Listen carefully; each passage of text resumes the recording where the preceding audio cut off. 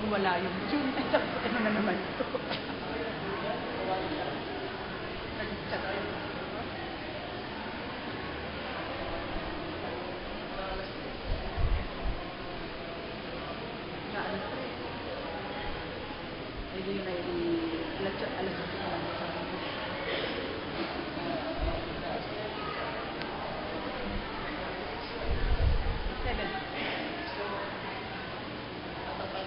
Sama. Connect. Gawa ng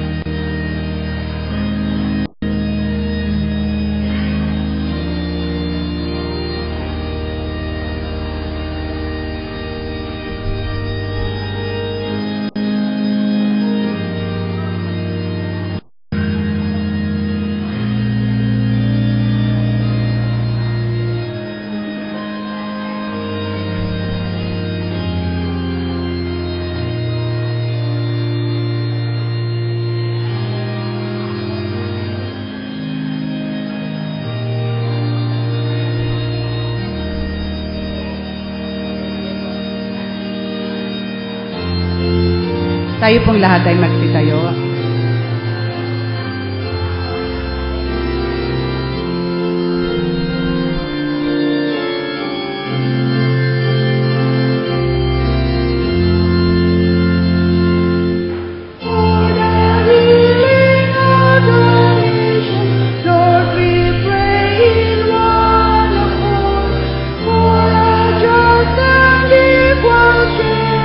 All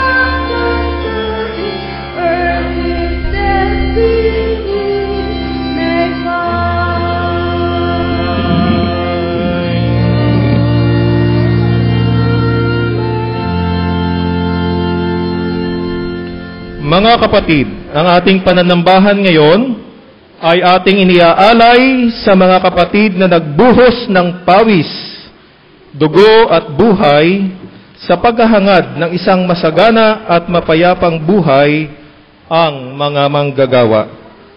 O Diyos ng buhay at kasaysayan, kami ngayon ay nagkakatipon upang ipahayag ang aming pag-ibig sa iyo at sa aming kapwa, lalong-lalo na sa mga kapatid naming mga manggagawa.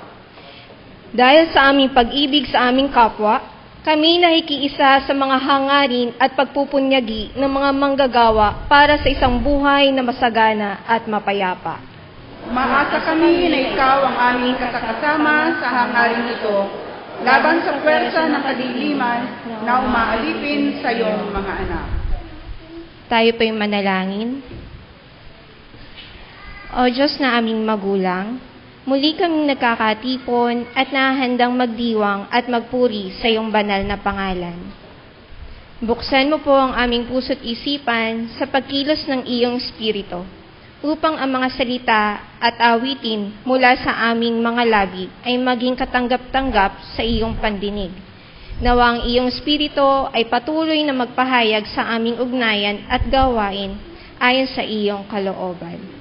Ito ang aming panalangin sa pangalan ni Jesus. Amen.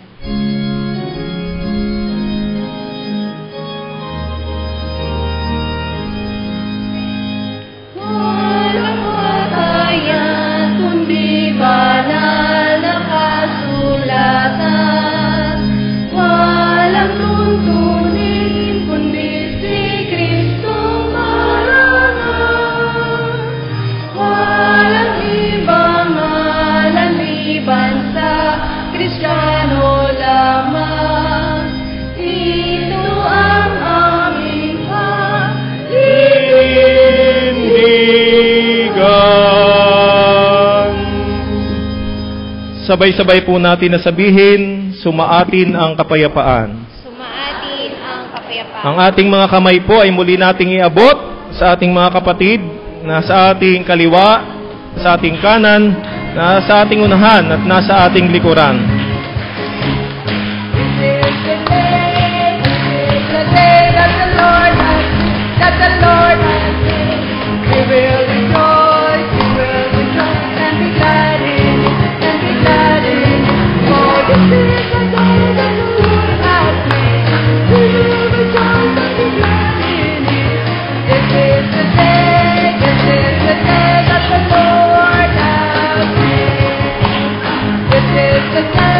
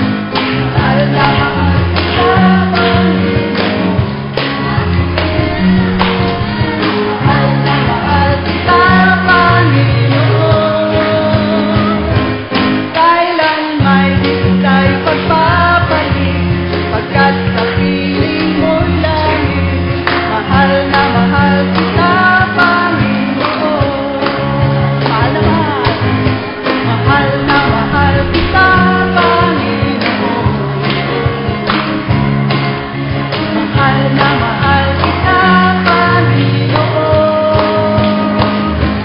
Kailanman ika'y pagpapalit, pagkat kapiling mo'y langit.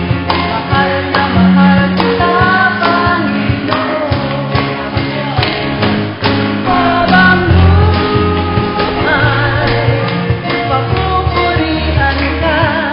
Habang buhay, maglilingkod sa'yo. Habang buhay, pag-ibig ko sa'yo'y iaalay. Mahal na mahal, mahal na mahal kita, Panginoon. Mahal na mahal kita, Panginoon. Kailanman ika'y pagpapalit, pagkat sa piling mo'y langit.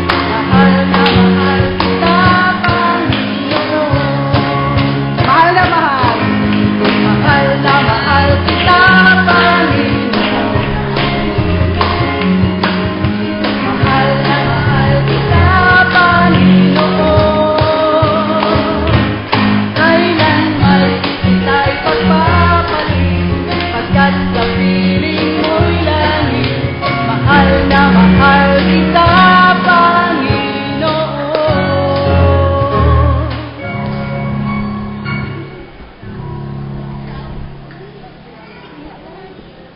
Welcome po at isang maligaya, maluwalhati na pananambahan po sa ating lahat, mga minamahal na mga kapatid.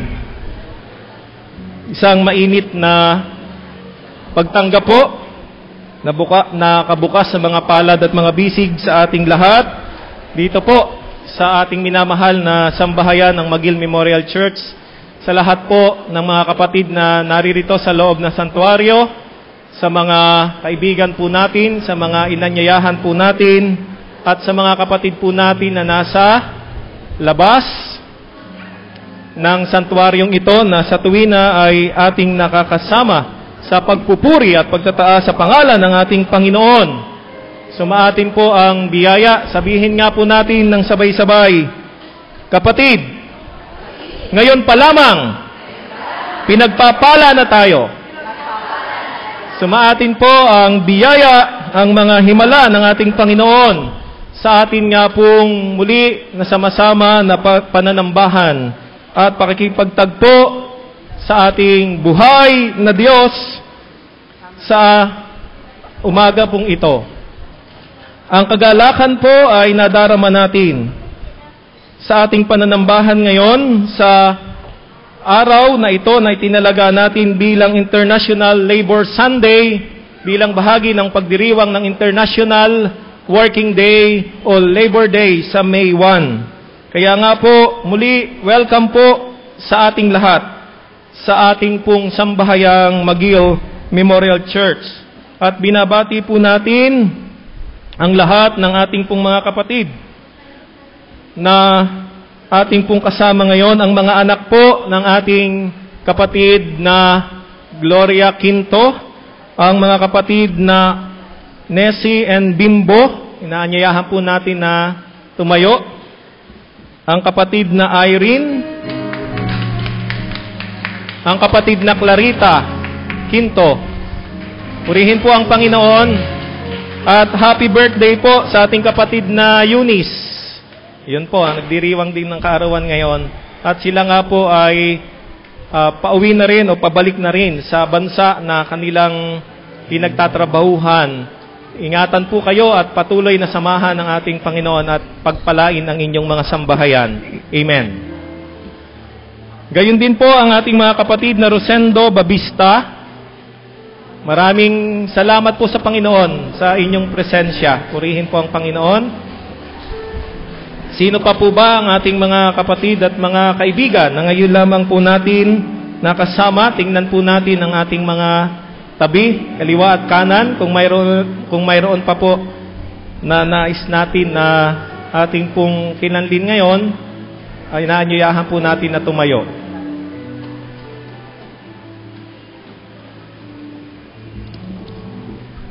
Atin pong binabati ng may kagalakan ang lahat po ng ating mga kapatid na nagdiriwang ng kaarawan ngayon. At nabati na po natin ang ating kapatid na Eunice. At gayon din naman ang kapatid na Elvin Quezon na nagdiriwang, o ang kapatid na Laurena Furok na nagdiriwang ng kaarawan. Atin pong binabati ang lahat ng mga kapatid natin na nagdiriwang ng kaarawan ngayon hanggang May 5, at awitin po natin ang maligayang bati.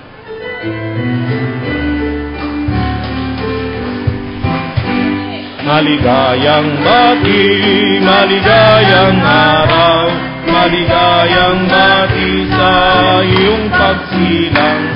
Sumainyo nawa ang ligayang tunay, kahimanawa'i lumawig ang buhay.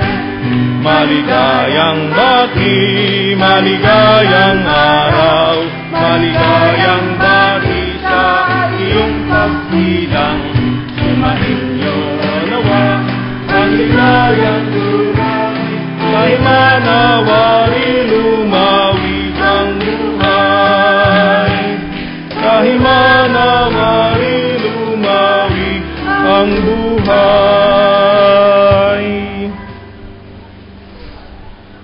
Sa lahat po ng mga kapatid natin na nagdiriwang ng anibersaryo ng kasal, sa mga petsa po na April 28 hanggang May 5, kung mayroon man po na naririto, inaanyayahan po natin na tumayo. Pagpalain po kayo ng Panginoon at marami pang maliligaya at mabibiyayang taon ng pagsasama ang ipagkaloob sa inyo at sa inyo pong sambahayan. Atin nga pong kagalakan na ipinapabatid at gayon din sa sambahayan ng ating pong kapatid na DM Liway Javier. Isa po siya sa ating pong diaconal minister. Wala po dito ating kapatid na DM Liway. At the good news, salamat po, purihin ang Panginoon.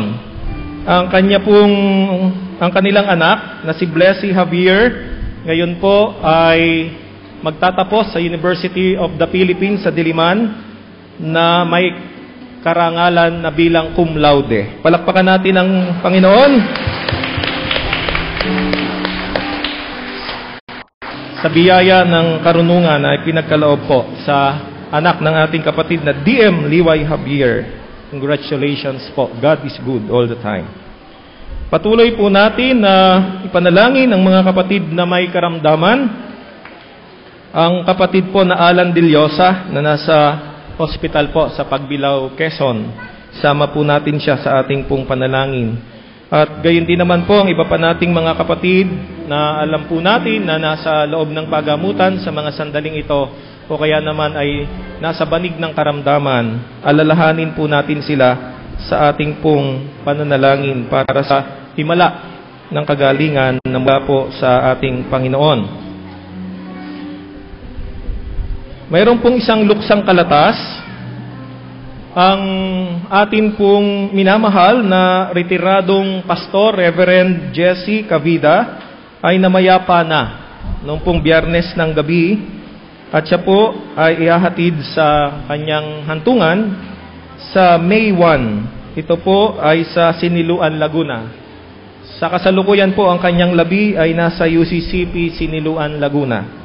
Ang Reverend Jesse Cavida po ay bahagi ng Southern Tagalog Conference at ngayon po siya ay kabilang sa Northeast Southern Tagalog Conference nung nagkaroon po ng clustering o reclustering ang ating pong Southern Tagalog Conference. Siya po ay naging bahagi na ng Northeast Southern Tagalog Conference.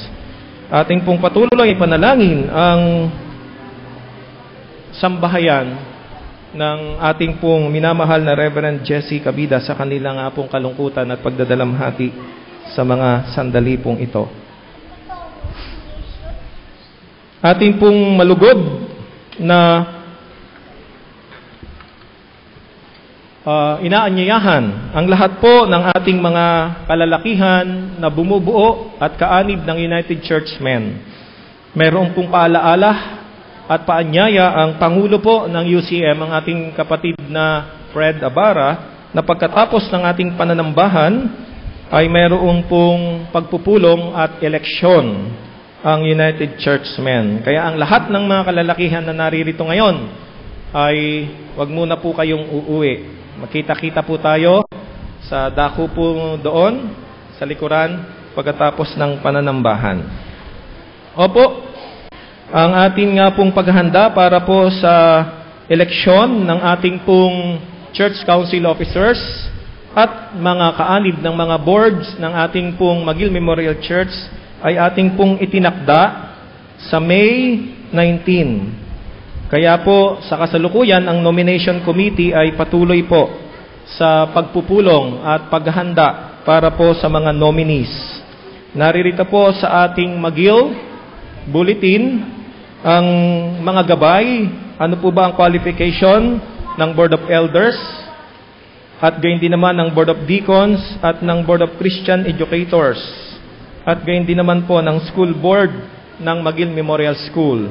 Ito po ay gabay para sa atin upang kung nais po natin na magpasok o mag-nominate ng mga pangalan o ng ating mga kapatid para sa mga ihahalal natin na opisyales, ay meron po tayong gabay.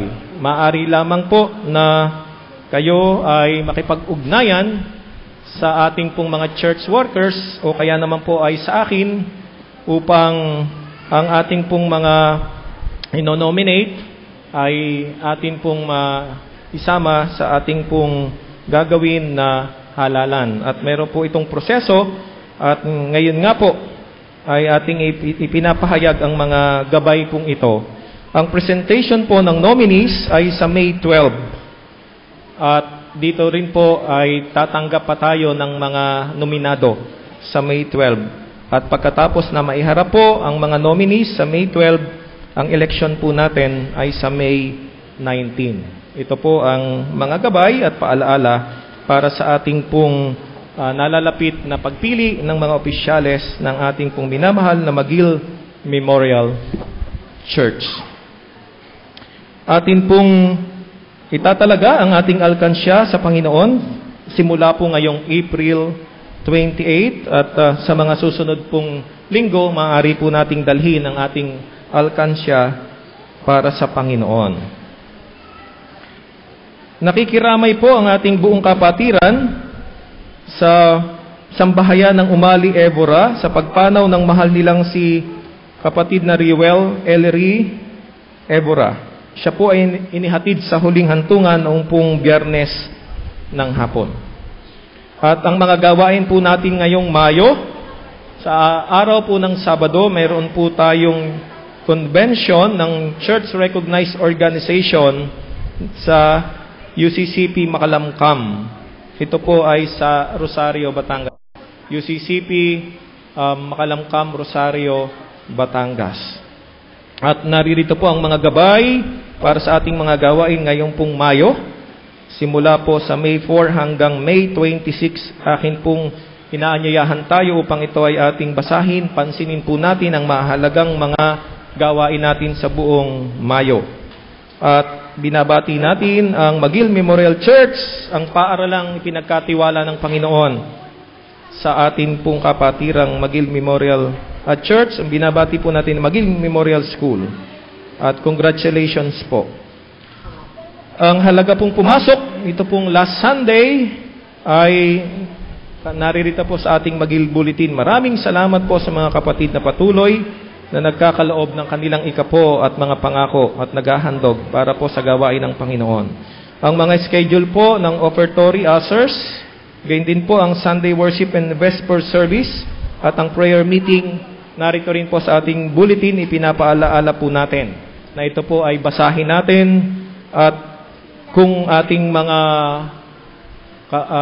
mahal sa buhay, ating kapatid o anak, o kaya naman po ay mga malapit po sa atin, ipaalala po natin sa kanila ang mga schedules na ito kung sila po ay wala rito ngayon upang malaman po nila. Ang VCS graduation po natin ay magsisimula sa May 1 at naririto po ang mga graduation pa sa mga susunod na araw, simula po sa May 1 hanggang May 4. At maraming salamat po sa patuloy nating pagsuporta sa Vacation Church School sa pamamagitan ng pagkakaloob ng materials, transportation at pagkain ng ating mga guro at assistants. Sa mga nagnanais pa po na magkaloob, lalo na po sa graduation, maaari pong makipag-ugnayan sa ating mga Japonesa sa inyo pong lingkod at sa ating financial secretary. Purihin po natin ang Panginoon. Tayo po, binabati rin po natin ang kapatid na Bobby Madrideo. Nakita ko po, mula po sa kanyang pagtatrabaho sa ibang bansa. At naririto po, purihin ang Panginoon sa patuloy na pag-iingat sa ating kapatid na Bobby at sa lahat po ng mga kapatid natin na OFWs. Sila po ay inaalaala natin at naririto po siya ngayon. Hindi lamang sa Ustream, hindi lang sa internet natin nakakasama sa pananambahan ngayon. Naririto na, kasama natin siya sa ating pananambahan. Purihin ang Panginoon. Tayo po ay magsabi ng Amen.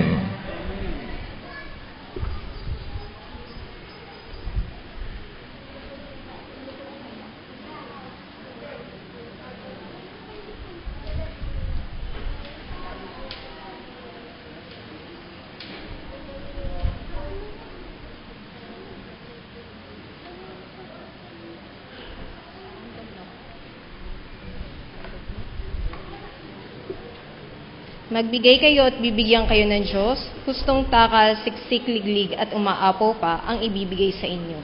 Sapagkat ang takalang ginagamit ninyo sa iba ay siya ring gagamitin ng Diyos sa inyo.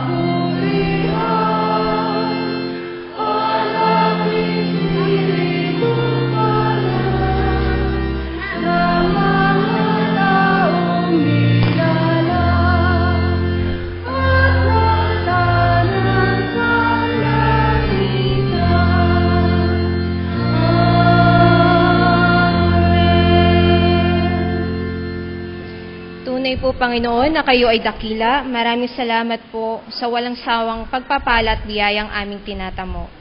Narito po, Panginoon, ang aming mga kaloob. Tanggapin niyo po at bigyan mo po ng pagnanais na magamit ito sa inyong ministeryo dito sa lupa. Sa pangalan ni Jesus. Amen.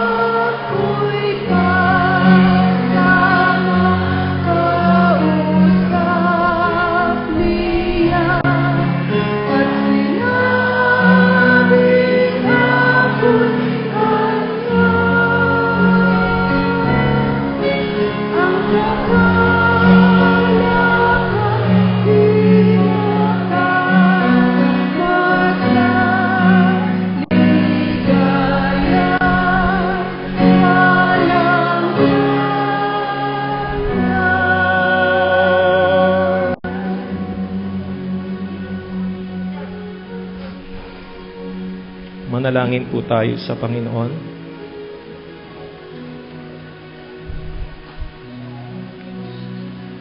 Nadarama po namin ang inyong banal na patnubay,